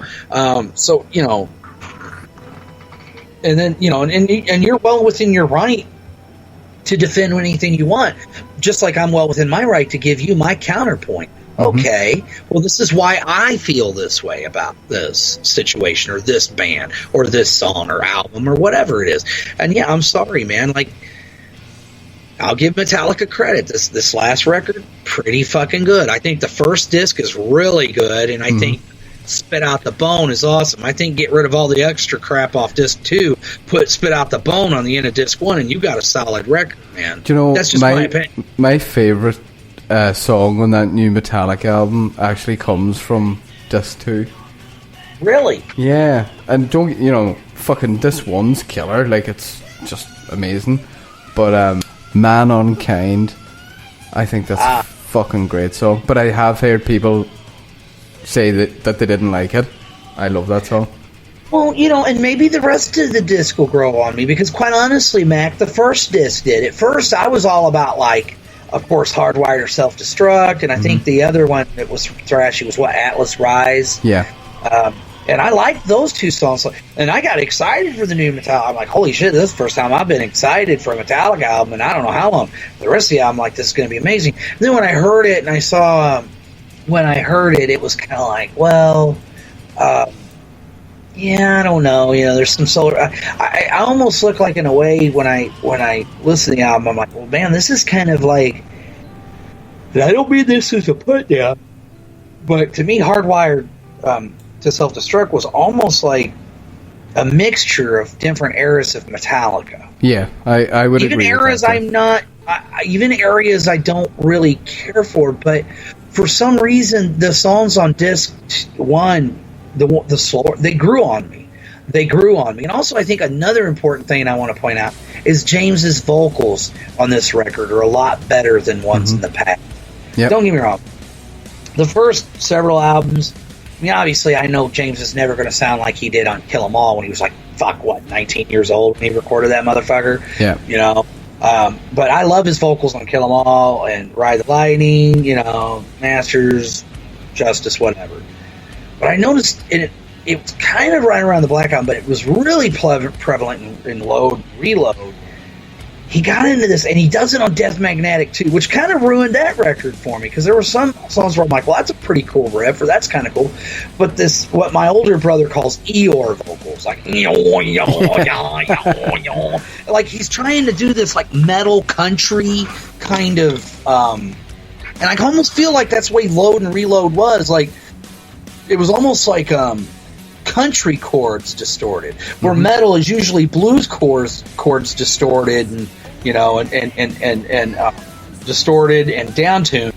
This was like country chords distorted. Yeah. From what I understand, James was kind of going through a big country phase, and it kind of shows, because even vocally, and I fucking hated it. Fucking hated it, dude. Yeah. And that's why I hate those records. But he doesn't do that on this record. At least I don't notice him doing it. No, he doesn't. No, he's back to basics. And, yeah, he's back to being the way he was before, and that's probably like why I do like some of those other slower songs on disc 1. So I guess what I need to do is maybe listen to the whole album more. Who knows? Maybe some of the other tracks on the second disc will grow on me. Yeah. But right now, man, I think disc 1 is really fucking solid, and I love Spit Out the Phone. Like, I think with disc 2 there was some filler there. I just don't know. Like, if it should have been a double album, but what the fuck do I know? They sold like how many copies of motherfuckers? I'm not a fan of the Murder one, you know, the Lemmy tribute. I think that's awful. They overdo it with the Motorhead and Lemmy references. I think, you know, if less is more, you know, every fucking line it's a reference to Lemmy, and I just think they overdo it a bit too much, so it kind of kills that song for me. So, not really a fan of that. For you, huh? Didn't work for you, huh? Nah. Not a fan? Don't get me wrong. I love the sentiment. I think it's a great touch. But it's just overkill for me. It's like, Jesus Christ, we get it. You know, it's about Lemmy. We lost Lemmy. And it's a nice tribute. But just cut all the fucking too much Motorhead cliches and references. They overcooked it for me. Yeah, and sometimes that can be done too much. I think somebody who, again, going to give him a shout out, everybody's like, Jesus Christ, you kissed this guy's ass. I'm really not. I just think that he did a great job. When Dr. Fuck did his own version of Dr. Love, that's really great. liked how but I loved how he did all the lyrics. Like, he changed the lyrics, and they were all references to Kiss songs and albums. Yeah. Like, he even references The Elder and shit. And I was like, oh, wow, that was really cool. And very, what's the word I'm looking for? Witty. It was just really witty. It was really cool the way he did it. And where I do think maybe you're right. Maybe Metallica overdoes it a little bit. Like, maybe they should have scaled it back a bit. But, you know, I mean, the heart's in the right place. Yeah. So, you know, I won't bag on it too much. But, yeah, like, I thought, I mean, that was a case where I guess what I'm trying to say is Dr. Fuck did it, and he did it right. Yeah. I'm actually going to play that as the bed track now as we're talking. So, anyone who's not familiar, I have the track playing here now in the background. Oh, yeah. He did a great job. I'm sorry. Yeah. No, you're all right, man. Yeah, he did a killer fucking job. no, nobody's going to understand us. There's going to be because I think when we record, it's like it overpowers the recording. So I'm sorry about that. We were cutting each other off, man. That's okay. Anyway, but no, you're right. I think he did a great job, Mac, and that's cool that you're doing it is the back the sound bed or whatever the fuck you want to call it. But yeah, man, I just think that Ralph did a really great job on that. And I liked his other Kiss covers too. He did a good job, man. Yeah, he did. What did he do? Snowblind and Larger Than Life. Yeah, he did Larger Than Life and Snowblind, and then Dr. Love, which, as I said, I really got a kick out of that, man, because it was like he just all the little Kiss references and shit, man. It was so fucking funny. I was like, that's fucking awesome. Yeah, good stuff, man. Good stuff. Yeah, those are actually demos. He said they're not the finished product, but they sound really fucking, and they sound so fucking good. Wow, that blows me away. Yeah, it was the guy, I believe, is Holy George, that's done the Merciful Fate tribute record, was Ralph. What was that called? Lucifere Metaph. Yeah, right. Merciful Fate backwards. Don't fuck with the oath, it's called. And if you want to get it, anyone, it's available on, Miami Metal Merchants. So check them out, and you'll be fit to buy the record. So I think it was limited to 250 vinyls. So I'm not sure how many of them left, but it's a killer fucking tribute to Merciful Fate. So if you're a fan, check it out. Yeah, definitely. And I don't know if it is, because last I heard Ralph say, I think on his show on that metal station, which is the metal station, that's a station we both are part of. Yeah. We'll do all plugs at the end. Plug, yeah. But I'm pretty sure he said he doesn't really have a whole lot left, man. Yeah. I mean, I could be wrong about that, but yeah, he did say so. That stocks were very, very low. How does your girl feel about hard rock and metal? Is she a fan at all, or is she just kind of like, No, she's a fan. Her favourite band is Metallica. That's her favourite band of all time. Right on. Yeah. So she Metallica and Megadeth would be her two bands. She's not into King at all. She doesn't like him. Thinks he's creepy. Doesn't even like me playing him in the house.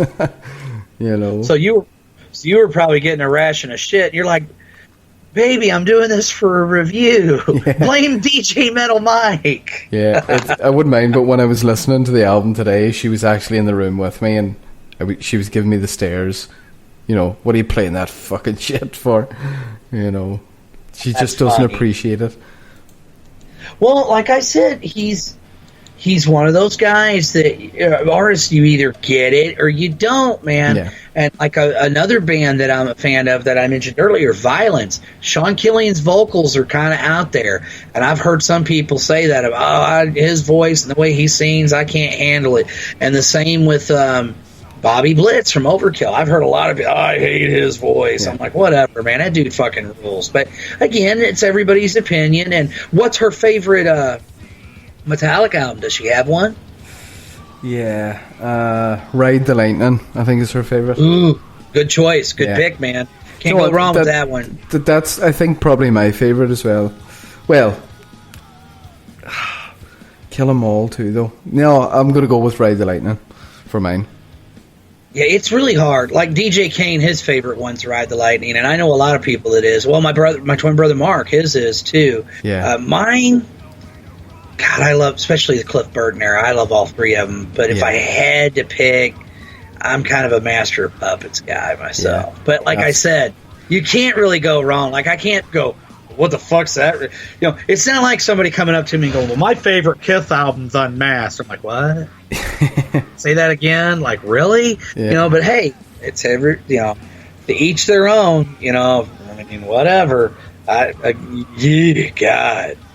Oh, God, that it hurts even thinking about that record. Yeah, it's horrible. I mean, did you hear the groan I just gave? It's like, yeah. It was like the last bit of life leaving your body. Like the death rattle. Yeah. The fucking death rattle. It was like Missy's remains going up the fucking chimney. Yeah, it was just, right. That's probably how that's what happened. Missy fucking heard on Mass was like, please end my life. Yeah. Because this fucking album sucks. She says it's time to check out. All right, by the brother. way. Well, anyway, man. Do you remember last week we were talking about the iTunes reviews? Yeah. Well, we didn't get any this week. Well, that sucks. Yeah. Man, dude, you had me all fucking on the edge of my seat. Yeah. And then you just fucking, damn it, dude. Well, all the listeners out there, leave a fucking review. Even if it's a 1-star review, we'll still fucking read it out. Oh, yeah, so, definitely, man. I mean, we don't give a fuck. We don't give a flying fuck. But at the time of recording on Monday night, we have no new iTunes reviews. So please, if you listen to us on iTunes, leave us a review. Not going to look for a 5-star one. Whatever you think we deserve, leave it, and we'll read it out on air, and you'll be famous. Oh, yeah. Yeah, I mean, like, definitely, man. I mean, because I'm not, like... I mean, don't get me wrong, I want positive feedback. If I don't get it, I'm not going to be devastated. Yeah. I mean, it's like, hey, fucking whatever, I mean, as long as, if somebody gives me criticism, as long as it's constructive criticism, and I can imagine what someone would be like, hey, dude, quit cutting DJ Mack off, shit like that. Hey, I know, you're right. I don't mean to. Like I said, sometimes it's like, I think we're both like, well, is he going to say something? Or it's hard. Then we're like, through Skype, it's hard. It is, especially when you don't, because we're doing it, but we're doing it by audio. We don't have the video set up. So, I mean, I got a camera, but, so it's really hard to tell, what, or, okay, should I talk now? Or, so yeah, I mean, I'm really not trying to be a fucking rude prick. No, look, man, it's fucking the least of our worries, It'll be grand. Right. But come here. Is the Metal Mike show back on Friday? Yes. Good. My in my regular slot. Last week, Sato was awesome enough to swap with me, and honestly, Mac, that was a lot of fucking fun. I mean, because it was like, it reminded me of when I first started at that metal station. See, when I first started, I did the late night shift. I was. Friday night, Saturday morning, 1 a.m. to 5 a.m. Eastern Standard Time. And a lot of times, because I didn't have a live DJ, we just had the auto DJ, or what I nicknamed the DJ that never sleeps. I need to make a Facebook page for that guy. That guy needs some love. Yeah, and I would like go on way past my thing, and I loved doing the night shift. I really did. But when DJ Randy left and that slot was open, I thought, well, Scott was like, yeah, you really need to take this slot. So I did, and I don't regret doing it, but I kind of miss doing the late night show too. I have to admit, but I had a lot of fun doing it, and I think the listeners got a kick out of it, because one of the things that was kind of cool about it is it enabled Sato to do his tribute to Chris Cornell, which was really cool. He did a great job with that, and it was also cool because, like, again, we're doing what I want to do with this podcast, which is cross-pollinate. I want people to get exposed to our other DJs and our other shows, and I think what was kind of cool about Sato taking my slot is hopefully it'll bring more listeners to him. For a while there, he was kind of concerned because he wasn't getting as many listeners as he was, or people in the chat room, and I'm like, well, dude, I've been out of commission for over a month with all this stuff going on with my poor mom. I didn't have, when you're a late-night DJ on the graveyard shift, at least here in the States, I realize in your neck of the woods, when Sato goes on, it's probably like really early in the morning, like probably 6 in the morning or so. But when you do that, it helps to have a DJ on ahead of you. Like, we had a DJ named DJ Harley. It was Harley's Hellforge and Metal, and he had my slot on Fridays for the longest time too. And basically, he would come on and do his thing, and then I would come on after him. And it helps. It helps having that lead-in guy when you're coming on that late at night. You know what I mean?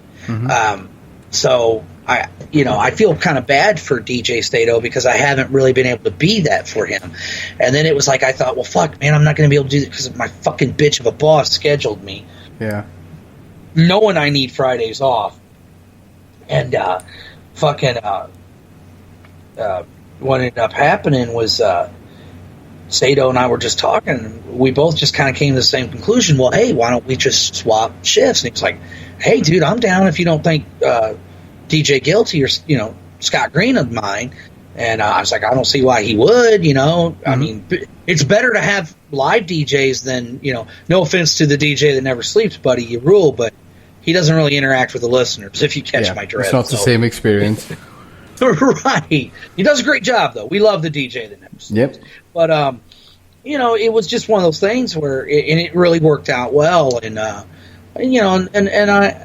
I'm glad it did, man. Like I said, I had a blast doing it, but I'm anxious to get back into my own slot and to, get the ball rolling. Now that I've got this new job, I'm going to be having the same weekend as Sarah GS, our social media relations person.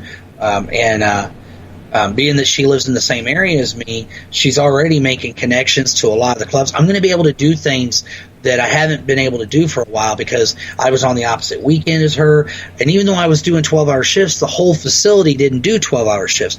So for me to have a day off, it was almost impossible because there was only 4 12-hour shift nurses. So there was only one other nurse I could switch shifts with. Well, she's got a life and she's going to school and she's busy and she couldn't always trade shifts with me. So consequently, it just seemed like I had the shitty luck of a lot of the bands that were coming into town were coming in on my days that I had to was either scheduled to work or my weekend that I had to work. Even things like local bands, like there was this Battle of the Bands thing that I got invited to by this band that's local called Some Kind of Chaos, sludge metal band, really cool band. I would have loved to have gone. Had to fucking work, couldn't get out of it. I'm hoping now that I'm doing a 12-hour shift job where everybody works 12-hour shifts. So if I do need a day off, I can put in for it and more than likely get it. It's going to help things because I do want to be more like DJ Def Jeff and DJ Walter and get my presence out in the local metal community more and build a relationship with a lot of these St. Louis area bands. I do want to do that, and I do want to, make our presence felt here. And the thing is where Sarah's been great is she's making connections at the Pageant, which is a venue that gets a lot of metal bands. And then there's the Foo Bar. And then she literally does have a connection with the Pageant and the place that's next door to it that's smaller. So hopefully, in what she's saying, I think she's got us because originally she was going to try to get us on the guest list of Lamb of God, but now it's looking like because guest lists aren't always a for sure thing because sometimes tickets sell out. This lady's reserving tickets for Sarah and I, which is fucking awesome. So awesome. I'm hoping that we can, because I want to get it. Me and her talking about I want to get cards printed up with the station logo and our names and kind of get us out there, and let people know, hey, check us out. And eventually, maybe once I get my soundboard and everything, hooked up and I'm doing that, I still got to get my mic stands and I still got to get my sound card, I think. And there might be some other things I need.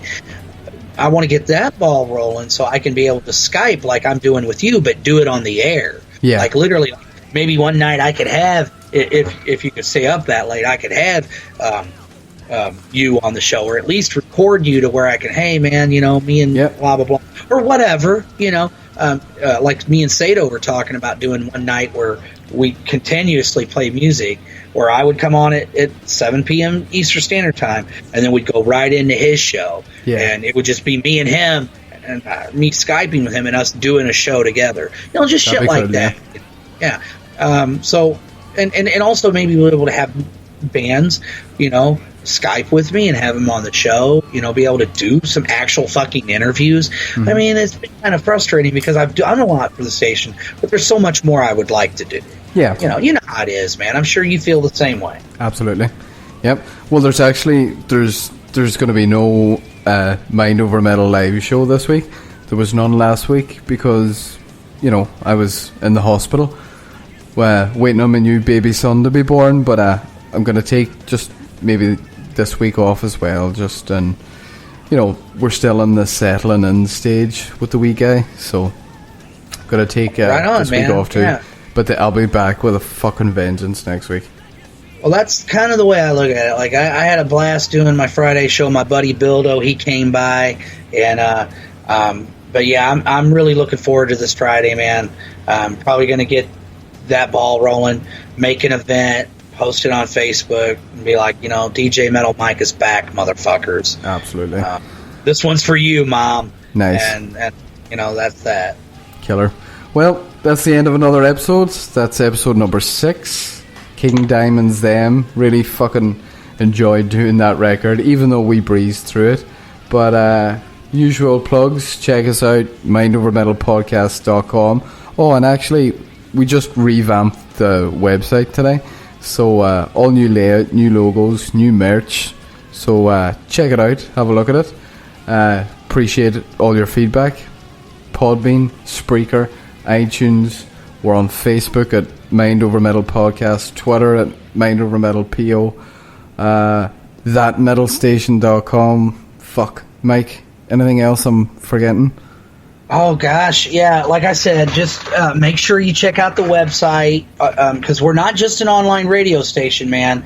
We also have written content. Even I've wrote a few reviews. Haven't done any in a while, but I'm going to try to get back into that too. I've been talking to DJ Walt, because he's the editor of the website as well, and he handles a lot of the written content. And everybody always tells me I'm good at it, so I'm like, well, fuck, man. Guess I better get that ball rolling too. But we've got all kinds of shows. Like tonight, we've got the Brothers Grimm from 7 p.m. to 10 p.m. and that's like this talk show. These guys are funny motherfuckers, man. You got to check them out.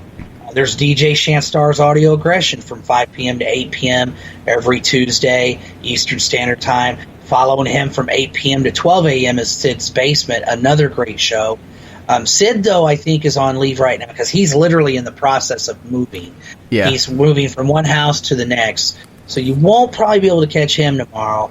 I don't know. If nobody else fills his slot, maybe I'll go ahead and do a special edition of the Metal Mike show. Go for it. It depends on what I got going on.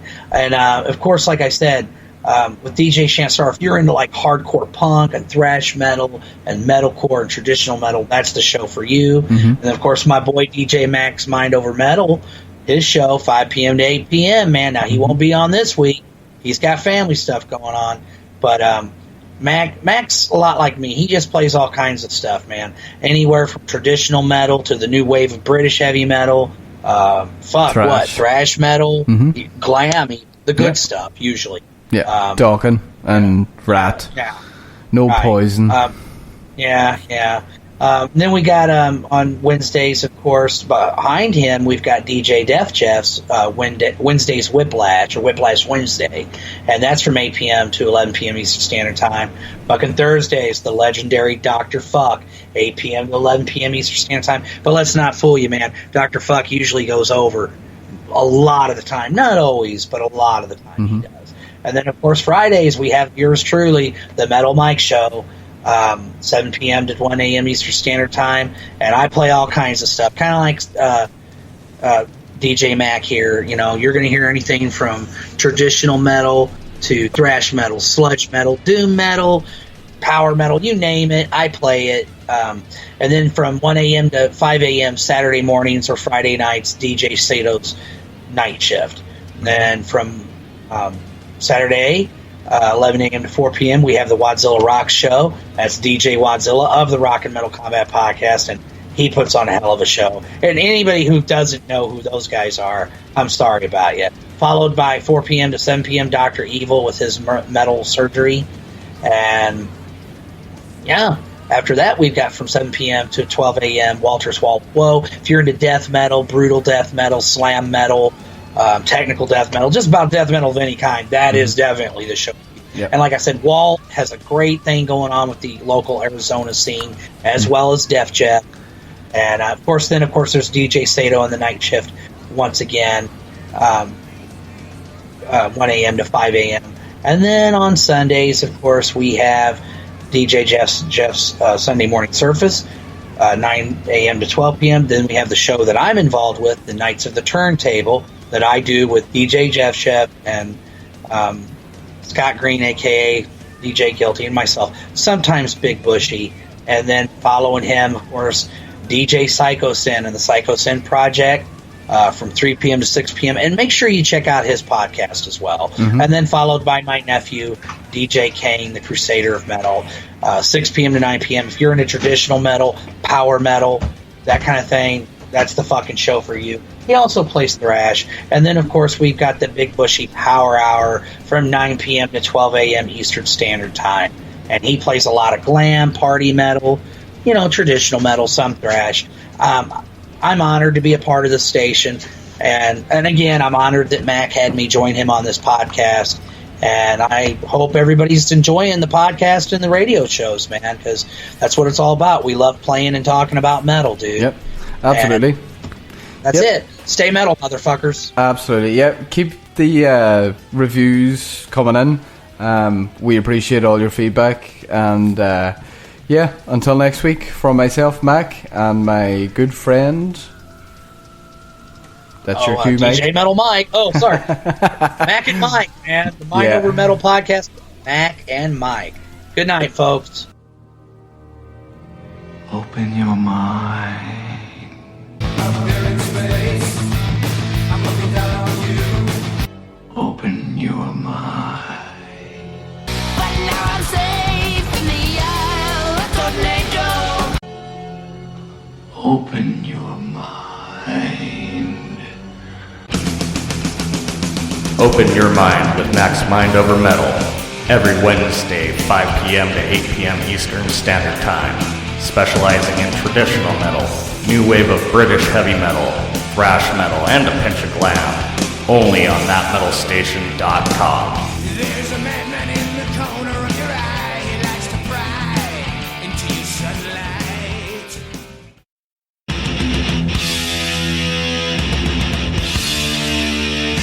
Crusader of Metal Show, DJ Kane. Bringing metal to the masses every Sunday night from 6 p.m. to 9 p.m. Eastern Standard Time on thatmetalstation.com.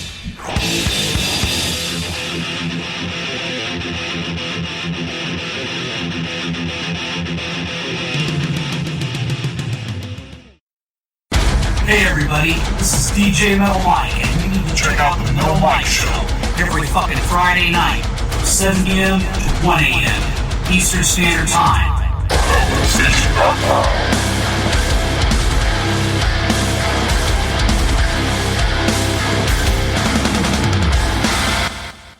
Hey, I'm Dr. Fuck. And I'm the Ayatollah of Alcohola. And we are from the Rock and Metal Combat Podcast. If you want to check out some crazy, uncensored, unbiased, totally nuts reviews of classic hard rock and heavy metal albums, check us out. You can get us on Podbean and iTunes. New episodes every Sunday. That's right. And we also do each other's moms. True. Free of charge. Well, mine charges. Oh, yeah. Yeah, mine's free. Yeah! This is the Ayatollah Alcohola, DJ Wadzilla, telling you to tune in to the Wadzilla Rock Show every Saturday at 11 a.m. Eastern to 1 p.m. Eastern. Check it out for the best in hard rock and heavy metal. And say hi to your mother for me. Hey, headbangers, you want your own radio show? Well, you got it. On Thursday nights here on That Metal Station, join me on the Dr. Fuck Show. Go in the chat room and I will make you my co-host. That's right. Everybody that joins me in the chat room, I discuss whatever you guys want to talk about. I'll mention your name, I'll say what you say, and we're going to go back and forth. And I'll even fucking play whatever request you want. Unless it sucks. Then I ain't playing it because my show rules, and only songs that rule is allowed right here on That Metal Station. The Dr. Fuck Show airs live Thursday nights at 8 p.m. Eastern. Then they repeat it on Sundays at 1 p.m. Eastern. Hope to see you there. Well, no, fuck that hope. I better see you there, motherfucker. Hey, it's DJ Metal Mike, and you need to check out a new show that yours truly is a part of. It's called Knights of the Turntable. And it's Knights of the Turntable, Grandpa. What? It's Knights of the Turntable, Grandpa. I've never seen a knight turn over a table. What are you talking about? It's just an expression. We got it from the King Arthur stories, Knights of the Round Table, but turntable, like a record player? Yeah. Sir, I mean, I know you're old, but you did have turntables growing up, right? Excalibur. Right, Excalibur, right. Great story, but we just took that and used turntable because this is a music show. It's a show about vinyl. Okay. So... Yeah. What are you looking at me like that for? I'm not looking at you like anyway, Grandpa. You look like you want to sodomize me. No, I don't want to sodomize anybody, especially a helpless old man. Okay. What time is supper? Soon. But right now, you need to check out the Knights of the Turntable. Oh, excuse me. Sorry, Grandpa. You cough. Yeah, it happens. It could be TB. I don't think so, Grandpa. Oh. I get checked up every year for that. That's good. I'm a nurse, and I work in a nursing home. I work with people like you. Yeah. Yeah. Okay. Anyway. More about the round table. No, Grandpa, that's turntable. Okay, the turntable. Right.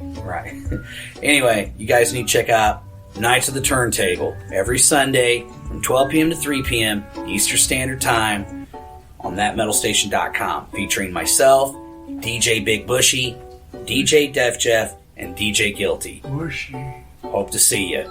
Bushy. She had a bushy. Grandpa, I don't want to hear about Grandma's vagina. When's pizza carrot? Soon, Grandpa.